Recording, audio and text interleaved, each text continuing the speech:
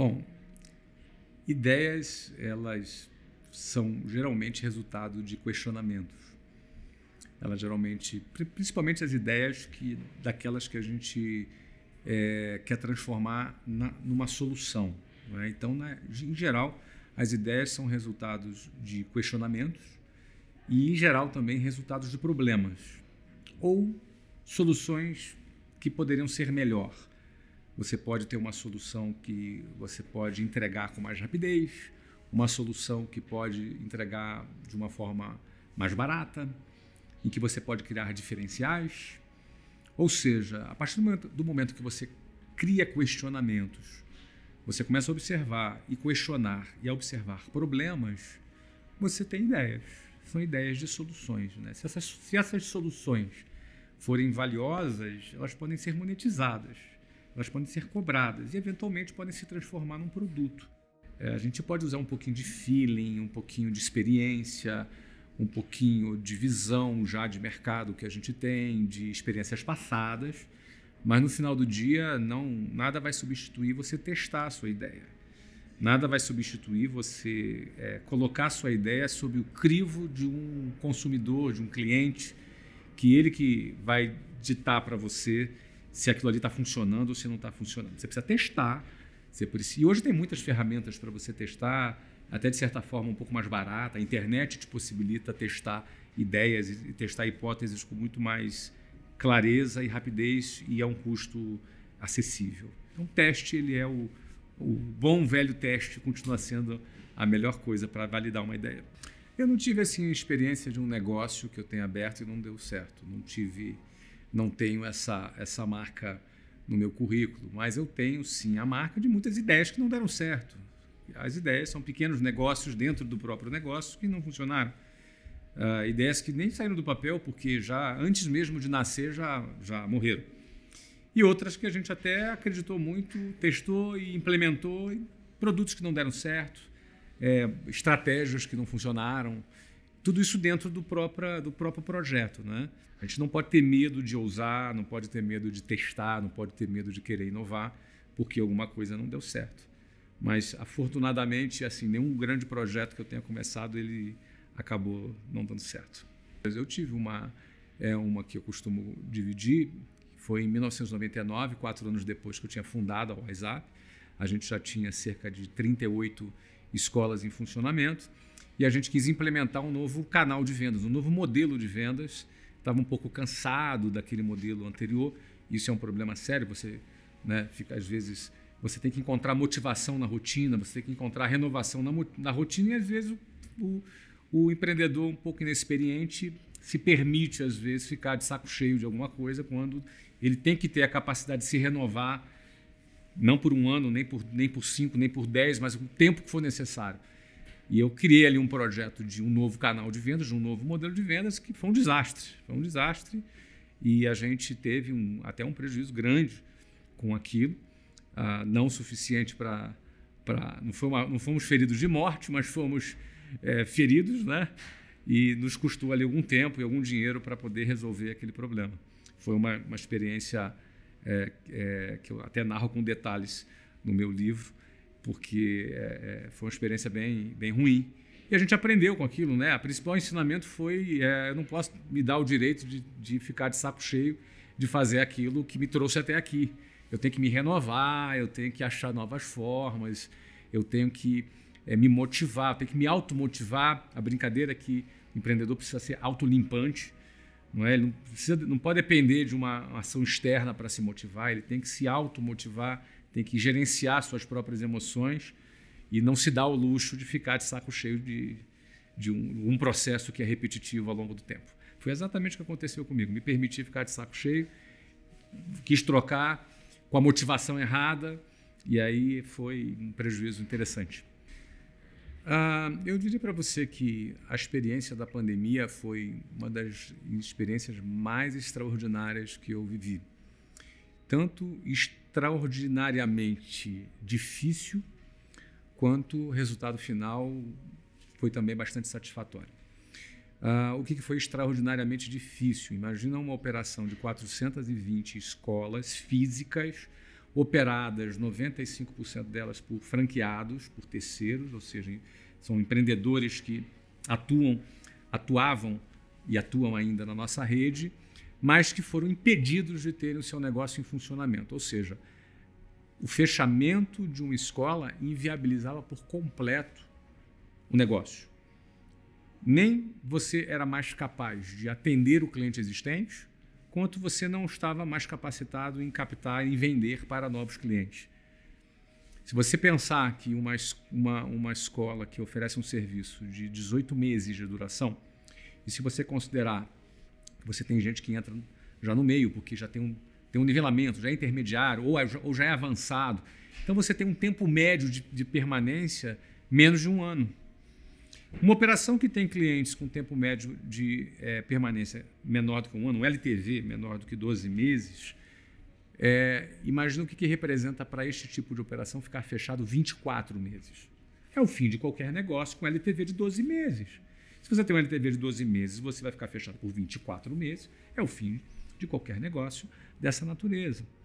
Então, eu penso que a gente conseguiu ter um excelente resultado na pandemia porque a gente não subestimou a pandemia, propriamente dita.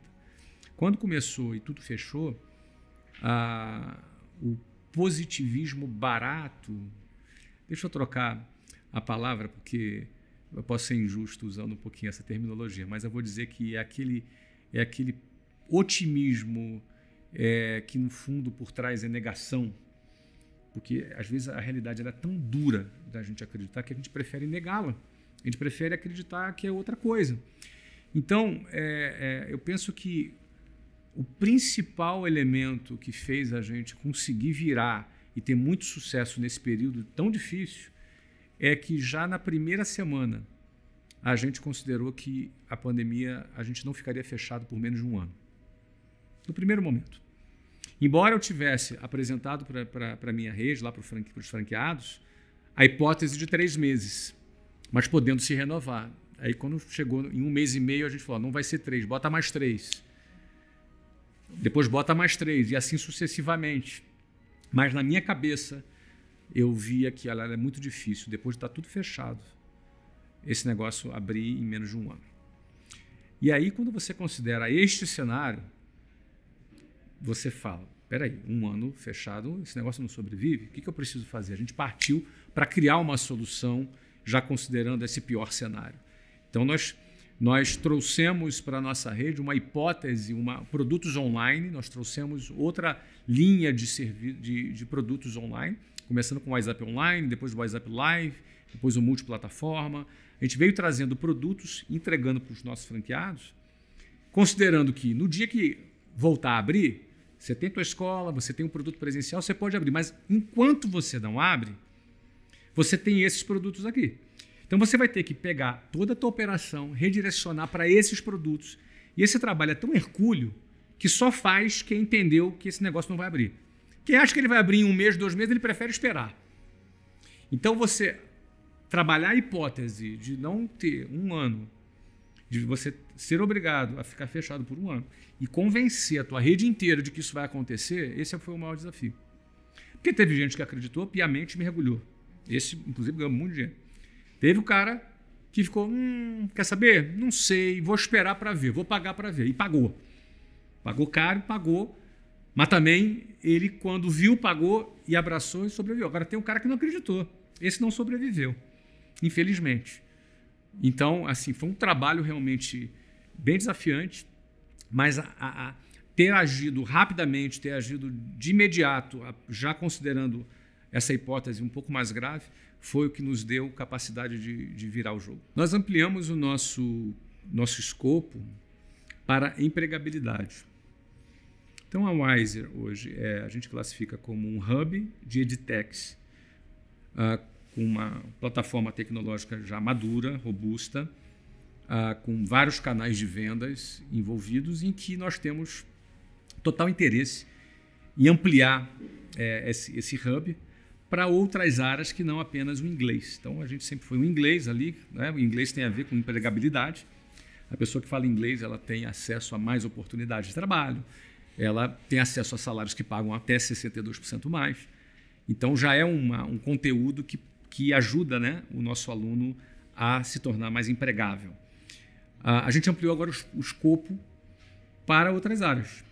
Então, a gente entendendo que, plugando essas edtechs no nosso hub, a gente tem toda essa sinergia da experiência que a gente tem no mercado de educação e da capacidade de implementar canais de vendas e ajudar a multiplicar essas empresas com mais velocidade. Então, a gente fez essas aquisições aí desde conteúdos de soft skills, preparatório para concursos, preparatório para Enem, áreas de habilidades de vendas, enfim, todas essas habilidades a gente está observando. E a gente continua vendo outras empresas em outras áreas, como coding, por exemplo, a gente está vendo alguma coisa nesse sentido, e várias outras áreas. A gente está aberto para várias áreas, sendo na área de tecnologia e educação, a gente tem interesse e está olhando. Eu sou um investidor financeiro bastante conservador, porque isso dá um hedge para eu ser bastante arrojado mais nos negócios. Então, eu sou um cara muito arrojado nos negócios e, do ponto de vista financeiro, muito mais conservador. Sim, renda fixa, bonds, a gente faz uma gestão da nossa liquidez de uma maneira muito mais conservadora. Bom, é muito interessante que falar em ensino à distância antes da pandemia era visto como algo de segundo escalão. Hoje não. Eu penso que a pandemia ela antecipou pelo menos uns 10 anos na digitalização do mercado e das empresas no Brasil, e isso inclui educação. Eu sou um cara que já trabalho em home office há 13 anos já. Né? Minha esposa, que atua na empresa, também trabalha há 20 anos em home office. Meus filhos, a maioria deles estudaram em casa e até mesmo na graduação estudam online. Luciana está no segundo mestrado online. Então, eu sou uma pessoa... Minha família como um todo, a gente enxerga a educação à distância com muito valor. Não só porque o conteúdo é o mesmo, a qualidade do conteúdo é a mesma, exige uma certa disciplina, mas, ao mesmo tempo, economiza o nosso ativo mais escasso e precioso que existe, que é o tempo. Então, principalmente quem vive nos grandes centros, o tempo que gasta no trânsito, o tempo que gasta se deslocando, esse tempo é muito precioso. E o brasileiro está percebendo isso, já entendeu isso e percebeu o benefício de estudar à distância. Então, eu penso que isso é uma grande oportunidade para o mercado de educação e tecnologia. E, obviamente, tem as empresas que estão aí, né, ao redor dessas operações de ensino à distância, como soluções tecnológicas, SaaS, software de gestão educacional, enfim, tem toda uma gama de mercados e empresas que podem se beneficiar com a educação à distância. Eu gosto de trabalhar com educação porque eu estou trabalhando com um produto que pode mudar a vida da pessoa, que ele tem o potencial de melhorar a vida das pessoas. As pessoas, através da educação, podem melhorar de vida, podem ter acesso a uma renda melhor. Então, eu me identifico muito mais trabalhando com produtos de educação do que com outro produto. Eu penso que inteligência artificial é uma ferramenta já utilizada e que certamente vai ajudar muito na educação. E o metaverso é a grande promessa, não é? Ainda está bastante incipiente, mas já tem muita gente se posicionando. Eu penso que metaverso, conjugado aí com toda essa gama aí da Web 3.0, desde cripto, NFT, inteligência artificial, tudo isso é ferramenta nova para um novo ambiente para a educação.